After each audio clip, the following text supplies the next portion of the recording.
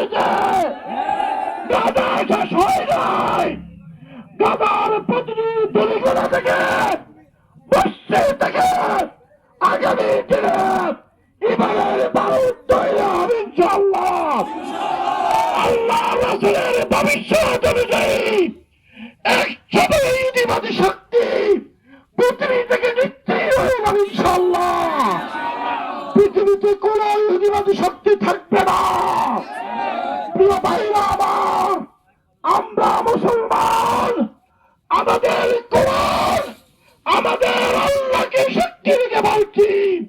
দুনিয়ার সকল মুসলিম নেতাদের আহ্বান জানাচ্ছি, সকল মুসলিম বাইরে গ্রহণ করে গাজাকে রক্ষা করার জন্য পদক্ষেপ গ্রহণ করুন। দুনিয়ার কোটি কোটি তৈরি জনতা মধ্যে মুজাহিদরা ফিলিস্তিনে যাওয়ার জন্য প্রস্তুত আছে। আপনারা যদি পদক্ষেপ গ্রহণ না করেন, আখিরাতে আপনারা জবাবদিহি থাকবেন। এই কথা বলে আমি আমার কথা এখানে শেষ করছি। ধন্যবাদ ফিরোজ মাহমুদ ভাইকে। এই পর্যায়ে সংক্ষিপ্ত আলোচনা করার জন্য অনুরোধ করছি মাজারুল ইসলাম স্বাধীনকে। তৌহিদি জনতার পক্ষে মাজারুল ইসলাম স্বাধীন। السلام عليكم ورحمة الله. وما لكم لا تقاتلون في سبيل الله وما لكم لا تقاتلون في سبيل الله والمستضعفين من الرجال والنساء والولدان الذين يقولون ربنا أخرجنا من هذه القرية الظالمون أهلها واجعل لنا من لدنك وليا واجعل لنا من لدنك نصيرا. আপনারা কি এই আয়াতের কোনো কিছু বুঝতে পারছেন? আজকে সকালবেলা যখন ঘুম থেকে উঠি, এক ইসরায়েলি সাংবাদিক ভাই উনি রাতে ঘুমাচ্ছিল তাঁবুতে ঘুমানো অবস্থায় ইসরায়েলি বাহিনী তার তাঁবুতে আগুন ধরায় দেয়। উনি তখন হাত বাড়ায় দেয় যে ওনাকে বাঁচানোর জন্য। এখন তাঁবু থেকে যারা পলায়ন করতে সক্ষম হয়েছে ওরা ওনাদের হাত ডাকতে ওদের হাতে আগুন লেগে যায়।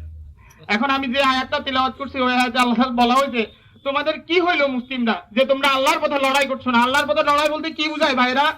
আল্লাহর পথে জিহাদ বুঝায়। আল্লাহর পথে কি বুঝায়? জিহাদ বুঝায়। গত 15 বছরে জিহাদ শব্দের সাথে ইসলামের সবচাইতে শক্তিশালী শব্দটাকে ইসলামের সবচাইতে মজলুম শব্দ বানানো হয়েছে। আপনারা কি জানেন? আপনারা জানেন এই কথা? আমাদেরকে ব্যাপকভাবে জিহাদ শব্দের প্রচলন ঘটাতে হবে। জিহাদ কোনো সন্ত্রাসবাদী শব্দ না। জিহাদ কোনো সন্ত্রাসবাদী শব্দ না। জিহাদ হইল অত্যাচারী যখন মজলুমের উপর অত্যাচার করে তখন মজলুমকে প্রতিরোধ করে তুলে ওটা যদি আল্লাহর রাস্তা হয় সেটাই হলো জিহাদ। ভাইয়েরা আমার, কথা বেশি বলবো না। আমি ইসলামী ল্যান্ডে পড়াশোনা করি নাই। আমি জাস্ট আপনাদেরকে করণীয় কিছু দিক নির্দেশনা বলবো। প্রথম কথা হলো, এটা একটা ধর্মযুদ্ধ। এটা কিসের যুদ্ধ? এটা কোনো রাজনৈতিক যুদ্ধ না। এটা কোনো শুধুমাত্র একটা ভূমির যুদ্ধ না। আপনারা যারা জায়নবাদ সম্বন্ধে পড়াশোনা করছেন, আমি আপনাদেরকে বলবো পড়াশোনা করেন। পড়াশোনা ছাড়া এরকম একটা মিছিল করে কোনো কিছুই হবে না। আমরা রাসূল সাল্লাল্লাহু আলাইহি সাল্লামের অবমাননার জন্য অনেক মিছিল করছি, কিন্তু আমরা কি কখনো অবমাননা বন্ধ করতে পারছি? পারি নাই, কারণ আমরা রাসূলের সিরাতটা পর্যন্ত এখানে 90% মানুষ আমরা পড়ি নাই। কথা বুঝতে পারছেন ভাই? প্রথম কথা বলি, আমাদের প্রথম করণীয় হলো ফাফিরু ইলাল্লাহ, আল্লাহর দিকে দৌড়াও। কিসের দিকে দৌড়াইতে হবে ভাই? আল্লাহর দিকে দৌড়াইতে হবে। এরপরে বলি ভাই, আমাদের সামাজিক শক্তি অর্জন করতে হবে। কি করতে হবে? আমরা যারা ইসলামকে মনে প্রাণে লালন করি আমাদেরকে সমাজে প্রতিষ্ঠিত হইতে হবে, সামাজিক শক্তি অর্জন করতে হবে।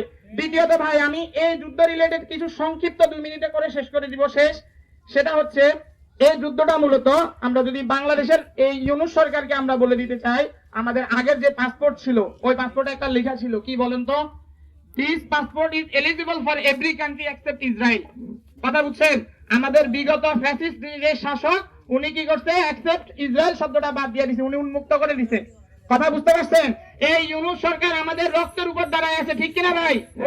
এই সরকারকে আমরাই বৈধতা দিছি, চাইলে এই সরকারকে আমরাই নামাবো। আমরা এই সরকারের কাছে আজকে এখান থেকে দাবি জানাই, অ্যাকসেপ্ট ইসরায়েল শব্দটি আবার পাসপোর্টে পুনরুন্নয়ন করতে হবে, পুনরায় আবার যুক্ত করতে হবে, ঠিক কিনা ভাই? এরপরে আসেন, একটা চীনের প্রবাদ দিয়ে আমি শেষ করতে চাই। চীনের একটা প্রবাদ আছে, বিখ্যাত একটা প্রবাদে বলা হয়েছিল যে এরকম, অর্থাৎ the peace will not come without war, অর্থাৎ যুদ্ধ ব্যতীত পৃথিবীতে কি আসে না? শান্তি আসে না। আপনি যদি চিন্তা করেন, এই যে ইসরায়েলের যুদ্ধ আপনি জাতিসংঘ দিয়ে মোকাবেলা